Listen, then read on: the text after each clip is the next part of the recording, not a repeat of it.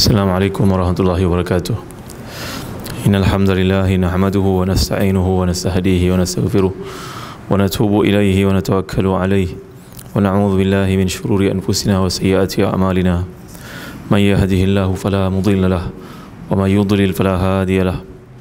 اللهم صل وسلم وبارك على سيدنا محمد وعلى آل سيدنا محمد كما صليت وسلمت وباركت على سيدنا إبراهيم وعلى آل سيدنا إبراهيم في العالمين إنك حميد مجيد. أما بعد. Firman Allah Subhanahu wa taala dalam ayat 64, A'udzu billahi minasyaitonir rajim.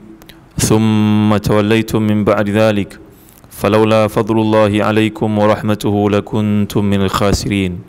Kemudian kamu paling selepas itu, kalaulah tidak kerana kelebihan Allah ke atas kamu dan rahmatnya, tentulah kamu tergolong dari kalangan yang rugi. Ayat ke-65, walaqad alimtumul ladzina atadaw minkum fis sabti faqulna lahum kunu qiradatan khasiin waja'alnaha nakala lima baina yadayha wa ma khalfaha wa mau'izatan lil muttaqin. Dan kamu pun telah mengetahui dengan sebenar-benarnya tentang perilaku golongan yang telah pun melampau batas di kalangan kamu pada hari Sabtu. Maka kami katakan kepada mereka, jadilah kamu kera dalam keadaan yang hina. Maka kami jadikan ia merupakan hukuman kepada orang yang ada pada masa itu dan orang datang selepas itu, dan menjadi pedoman bagi orang-orang bertakwa. Pada kuliah lalu kita telah bincangkan bagaimana sikap Yahudi ataupun Bani Israel di kalangan yang menentang Nabi Musa AS. Iaitulah sifat mereka ni, bila disuruh oleh Allah Subhanahu wa taala untuk berpegang kepada kitab Taurat, maka mereka telah mempermain-mainkan sampai Allah SWT turunkan ke atas mereka hukuman, iaitulah hampir-hampir gunung itu dihempapkan ke atas mereka.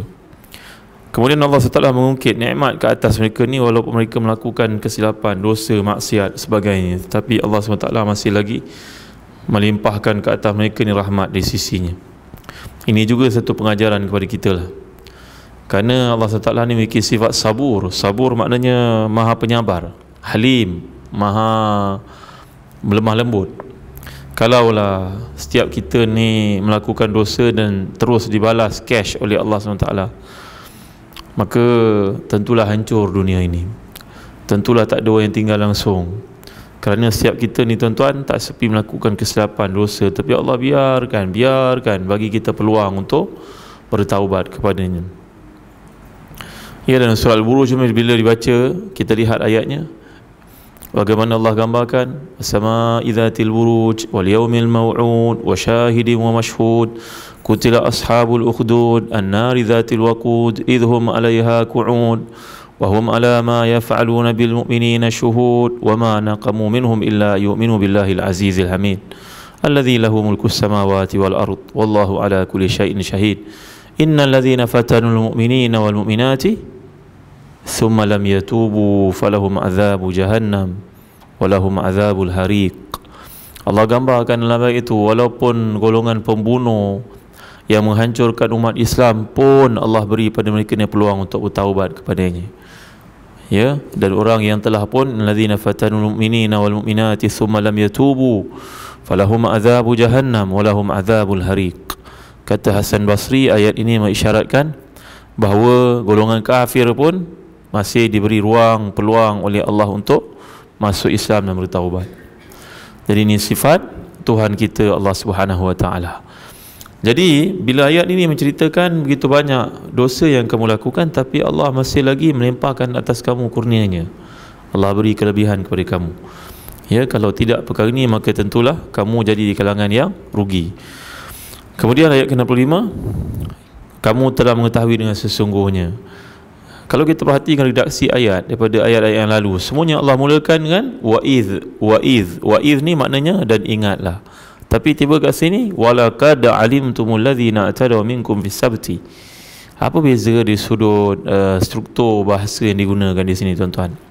Kata Ibn Ashur dan tafsirnya Tahrir Tanwir, ini adalah bukti bahawa Al-Quran adalah daripada Allah SWT untuk golongan Bani Israel. Kerana kisah penukaran mereka yang ingkar ini kepada rupa beruk, rupa kera, hanya diketahui oleh segelintir Bani Israel di kalangan ilmuwan-ilmuwan mereka sahaja. Mereka cuba menyembunyikan fakta ni. Mereka tak mau ceritalah kepada para pengikut sebab ia merupakan satu aib.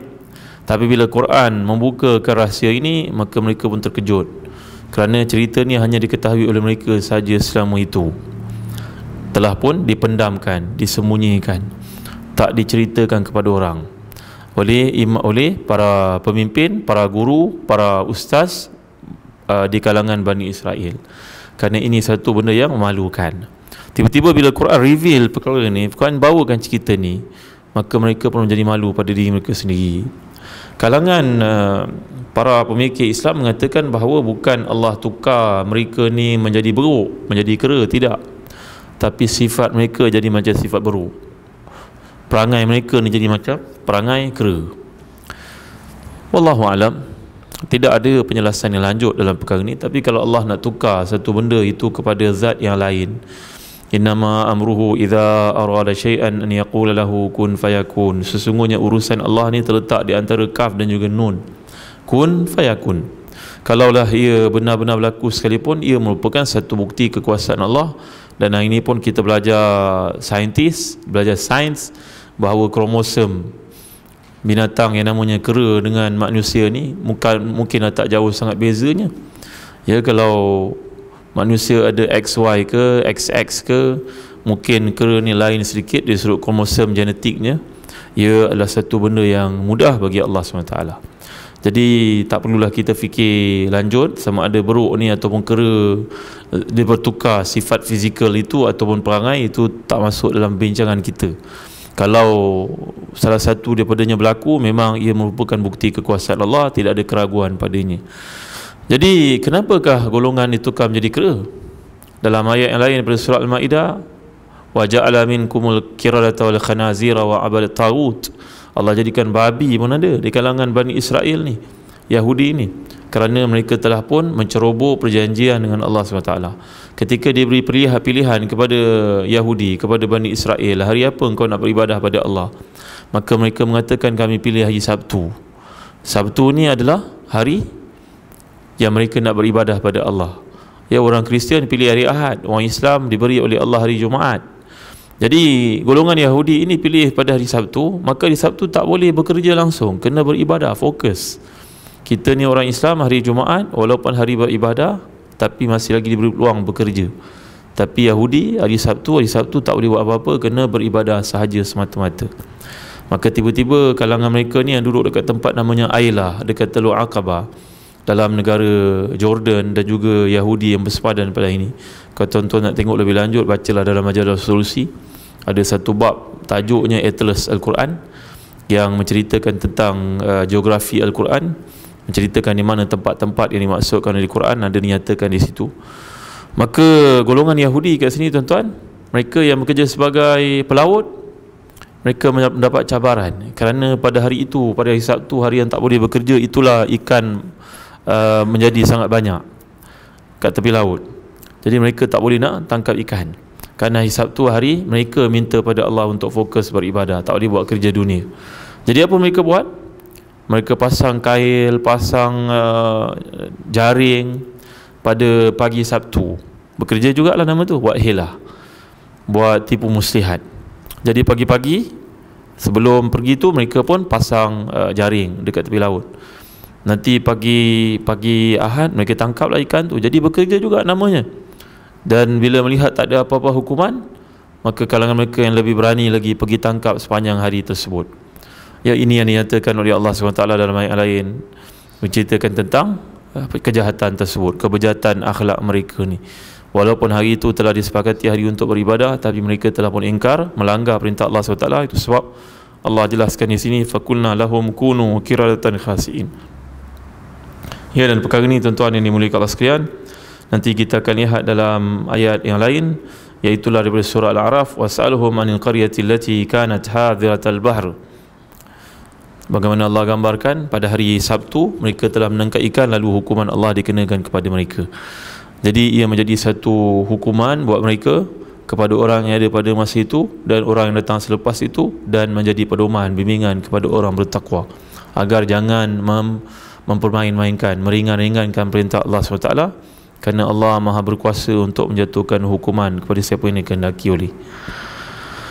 Wallahu alam. Sallallahu ala sayyidina Muhammad wa ala alihi wasahbihi wasallam. Alhamdulillahirabbil alamin. Assalamualaikum warahmatullahi wabarakatuh.